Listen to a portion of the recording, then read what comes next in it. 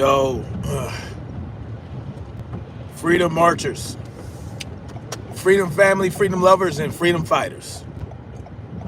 How y'all doing this morning, this afternoon, this evening, wherever you at in the world? Tyrant's Bane, Snaps of the Gorilla, aka Definition, coming through with a quick live stream. You know, I thought I'd get the people, help the people get to know me a little better, help understand the type of cat I am. Shot Killings in the building. Happy holidays. Happy holidays to you.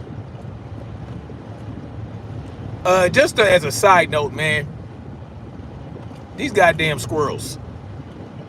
These goddamn squirrels. If you live, just some free advice that's going to save you hundreds of dollars.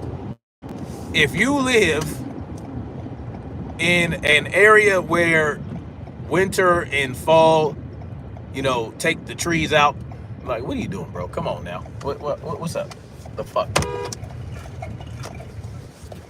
If you live in an area where, you know, the trees, Robert Lynn Schultz was good.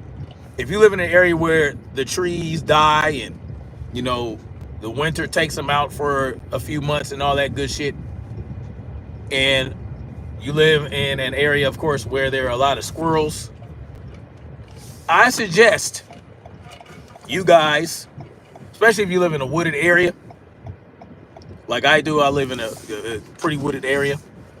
You know, the woods are right behind my house, and you know, if you live in that type of environment and the nuts and the fruit and all that shit, they're not going to reappear for a few months, go to Home Depot. Go to Home Depot, get a squirrel house, right, that you can nail to a tree. Look at these guys. Look at these motherfuckers. Look at it. Look.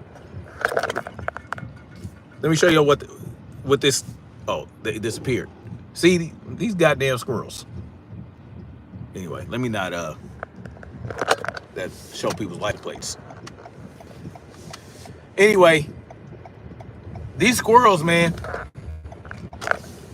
they will get into the undercarriage of your car, especially if you have a newer model vehicle. You know, I got a 2017 Tacoma that sits high up off the ground, and there's a lot of room in there, and the squirrels get up in there, and they're eating at the wiring harnesses of the ignition. That's what they did to my Tacoma. And so that's what happened, right? And I'm trying to start my car. Well, I can't start my car. Start my car. I'm trying to drive it, and I'm not getting any power from my goddamn truck, right? I'm like, okay, there's something wrong with the fuel injection system. There's something wrong with the fuel injection system. Something wrong with the fuel pump. Something, you know. But the car still drives. There's just no power. But I can't get it above 20 miles per hour. And I'm like, shit, what the hell's going on? So, of course, I have it talked to the dealership, and they get to looking at it, and they discover that the squirrels, or, you know, rodents, have been eating at the wiring harnesses in the ignition system. And this causes problems, right? It just does. And started off at $300 worth of damage, but then as they start going through more, they're discovering more wiring and more harnesses having been destroyed by these motherfuckers. And now it's up to $800, but they're not done looking at it yet. So I'm up to $800 worth of damage I got to get repaired for my truck. $800. Because some goddamn squirrels decided they wanted to have some food, because of course there's no food available to them, because, you know, the trees aren't fruiting, there's no nuts, there's no this, there's no that, their food is gone. So if you have that type of issue, go get you a squirrel house or something, and then put a bunch of nuts and seeds in there, and they'll eat that, and hopefully keep them away from your vehicle. Yeah, and of course they got things that can deter squirrels. Some pouches that you can throw under the car. The scent's supposed to keep them away. Anyway, let me go in. I know I'm burying the lead of this goddamn live stream, but this is just a quick live stream. Anyway, I don't even remember what the hell all right, listen, y'all. I'm a great judge of character. I'm a great judge of character. And I have a tendency, when people show who they really are, I call them out and I let it be known. I know what type of person I'm dealing with. And a lot of people don't like that, especially when you first meet individuals and you haven't known them for years and years. Like a lot of the good friends I have, I've known since I was a teenager, pre-teenager, and you know, whatever. But as you get older, you start to realize you ain't got time for a lot of shit. And I ain't got time for motherfuckers who are, you know, that show they ass, show who the type of people they really are, especially if they're grown. If you are in your 30s or 40s and you know you are the person you're going to be for the rest of your life, of course you can make certain changes and adjustments. But if you show the type of person you are and you show that you have no problem with the type of person you are, you're showing me, okay, I know how I have to deal with you. I don't have time to you know, try and work with people or, you know, adjust my attitude to match theirs. I'm not going to do that. I'm not going to adjust my attitude in the way I approach life and the way I approach people so that I can make more friends or make people feel comfortable with me. I'm not doing that. I'm going to stay who I am. And, you know, and it's okay. It's okay to say, you know what? This is the type of person you are, and I don't want to deal with that. Robert Lynn Show says, honest people are few and far between. Sad truth. Yes. I appreciate that, man. And that's the type of shit I try to bring to you guys when I do these live streams, when I do these videos. No, I don't have a lot of production value in my videos. I don't have the fancy cameras and the microphones and all that, but I bring you my authentic self, and I bring you how I approach the world, you know, the certain subjects and topics that I cover. I approach them as I would approach it in real life. Like I convey those things to you guys as I would approach it in real life. And, you know, and it's okay if you disagree with people about certain shit. You can have disagreements with individuals. It's how those individuals approach the disagreements. It's how they disagree with you that lets you know, okay, I can fox with that person or not. You know, and that's up to you to decide. And you know, especially in the YouTube streets, right? In the YouTube streets, you really owe no one anything. You don't owe anybody anything. You don't owe them not much. And you don't owe them anything until you make a certain commitment to where, okay, I'll rock with you. But while you're working toward that and they show their ass, well, all right, I'm not rocking with you no more. It is what it is. I can move on with my life. And that's it. You know, but some people can't handle it. Some people can't handle that. Right?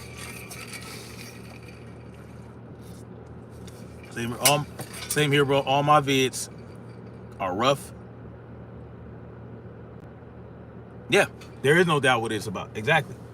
And so that's how, and I do plan on increasing the production value of my videos when I have the time and the energy and I'm ready to invest funds into it. Right? You know, right now, it's just not that time right now.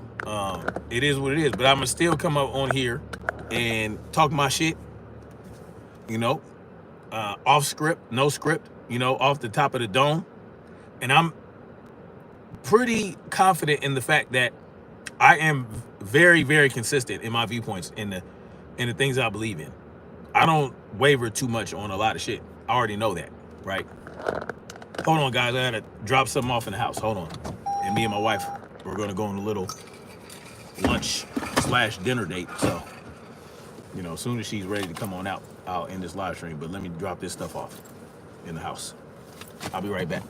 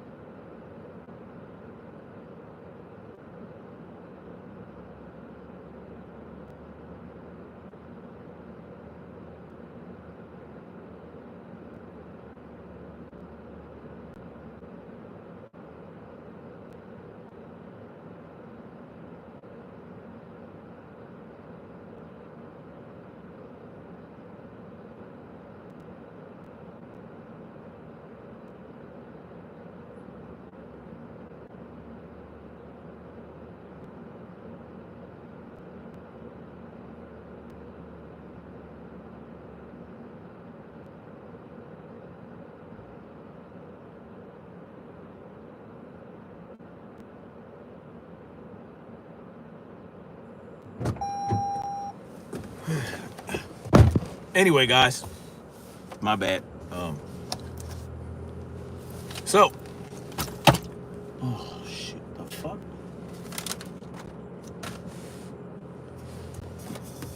How the hell?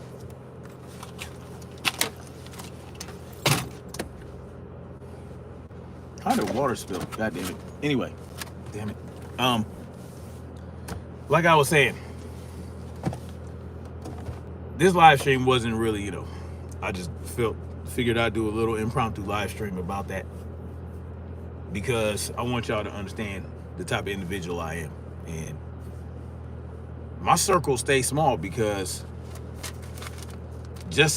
like when you meet new people at the age I'm at my age, at 44 years old, about to be 45 in less than 2 months or a little over 2 months, you know, nothing much is going to change about me. Hold on. All right, guys. Well, be careful with the seat a little bit. I don't know how water got on the seat, but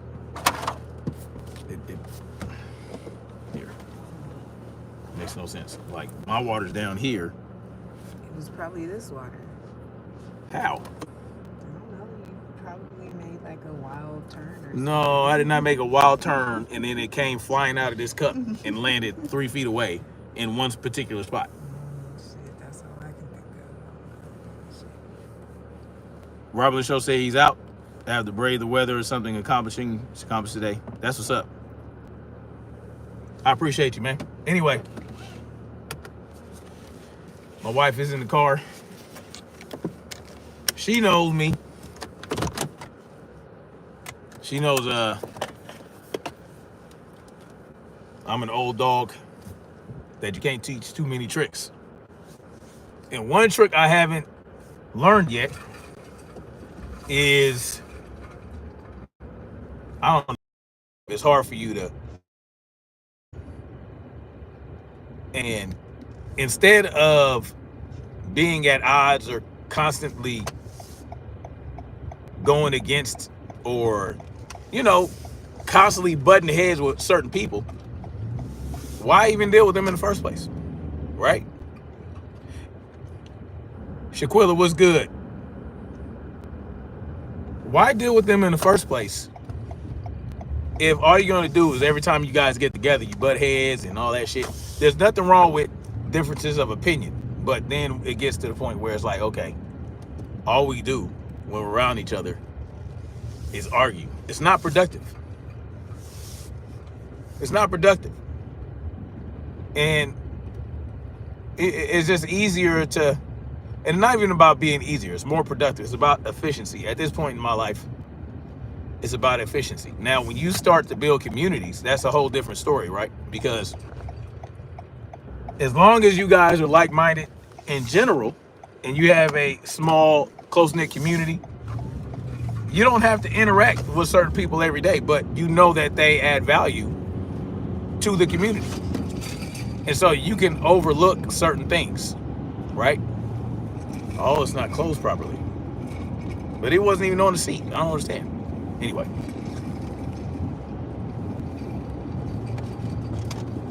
So, and you know, some people are a lot better and get along great with everybody. I know people that get along with everybody and are able to, you know, just exist around them. Whereas I'll be highly annoyed and they're like, what's the big deal? Well, the big deal for me is, I don't know, I'm stubborn, I guess. So it is what it is. But I only say all this to say, and being that I'm a great judge of character, I know when to pull out and before, you know, you get too invested on any level with an individual to where it's like, okay, I didn't waste a whole bunch of time. So it's one thing to look at, especially if you're like me and you really ain't got time for new people, right? If you're going to meet new people, right, and all that shit, like, it has to click. For me, it has to click right away, and it has to be a consistent thing. Like when I moved out here,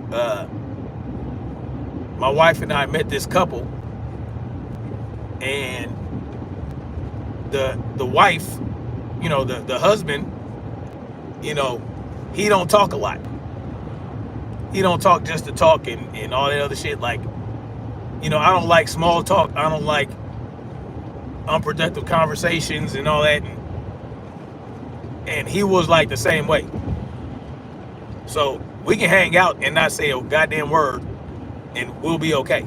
But when we do talk, it's always about something that makes sense and is like, you know, something that is substantive. Anyway, that's all I got for y'all. Nothing really important. Just wanted to come on here and talk about that. Anyway, I'll holler at y'all later. Like, share, subscribe. And we're going to keep marching forward toward freedom. Peace.